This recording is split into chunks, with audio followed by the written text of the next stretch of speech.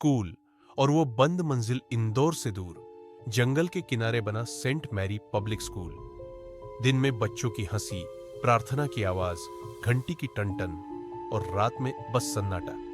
पुरानी बिल्डिंग की तीसरी मंजिल पिछले 18 सालों से बंद थी। न कोई बताता क्यों, न कोई पूछता। बस इतना कहा जाता था, वहां मत जाना।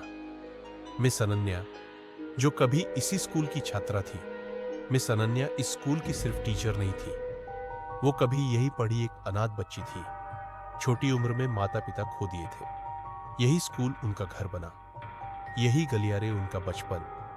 वो अक्सर कहा करती थी, अगर मैं टीचर बनूंगी तो किसी बच्चे को अकेला महसूस नहीं होने दूंगी। और जब वो 2008 में उसी स्कूल में टीचर बनकर लौटी तो बच्चों को पढ़ाते वक्त उनकी आंखों में किताबें नहीं, बचपन दिखाई देता था।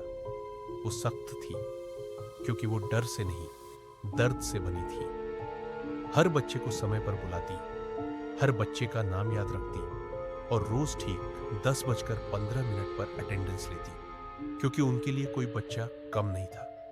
वह दिन जब एक बच्चा गिरा और अनन्या टूट गई, 10 जुलाई 2008।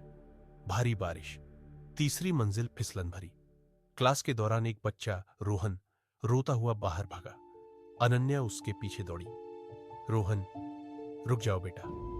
लेकिन पैर फिसला, धक्का लगा और अगले ही पल रोहन तीसरी मंजिल से नीचे गिर गया। बच्चा बच गया, लेकिन उसकी टांगें हमेशा के लिए साथ छोड़ गई। अनन्या कई रातें उस बच्चे के आईसीयू के बाहर बैठी रही, माफी मांगती रही, रोती रही, लेकिन दुनिया को दर्द नहीं, दोष चाहिए था। अखबारों ने उन्हें लापरवाह कहा, स्कूल ने उन्हें जिम्मेदार बताया और पेरेंट्स ने अपराधी।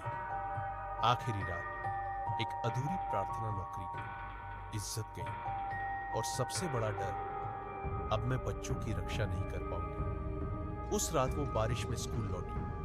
तीसरी मंजिल पर स्टाफ रूम में बैठकर अटेंडेंस रजिस्टर खोला। हर नाम के आगे उन्हें चेहरा दिखा और आखिरी पन्ने पर लिखा, अगर मैं चली गई तो मेरी क्लास कौन संभालेगा।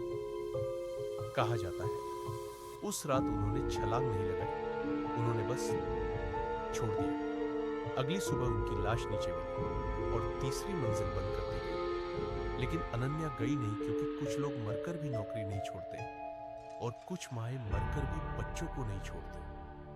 18 साल बाद उसी स्कूल में पढ़ता था अमन। उसके लिए ये सब कहानियां सिर्फ डराने के तरीके थे। एनुअल फंक्शन की रात वो कैमरा लेकर तीसरी मंजिल पर गया और वही पहली बार उसने किसी जगह को खाली नहीं महसूस किया। पुरानी कक्षा, टूटी बेंच और दीवार पर लिखा, आज भी देर हो गई। स्टाफ रूम में उसे रजिस्टर मिला। खुलते ही नए शब्द उभर आए, अमान, लेट। और तभी कॉरिडोर से बच्चों की धीमी सिसकियां, मैडम आ रही है।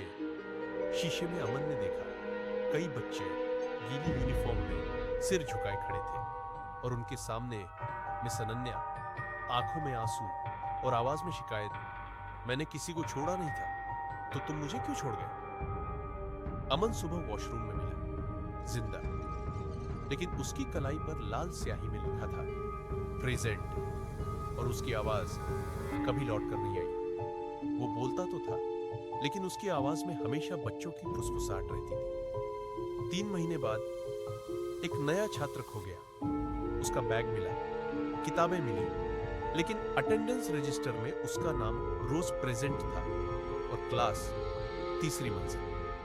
अगर कभी किसी स्कूल के बंद हिस्से से किसी औरत की आवाज आए, कोई बच्चा छूटा तो नहीं, तो जवाब मत देना, क्योंकि जो एक बार उसकी क्लास में चला गया वो फिर कभी पूरा होकर नहीं लौटता। धीमी स्कूल बेल, फिर सन्नाटा।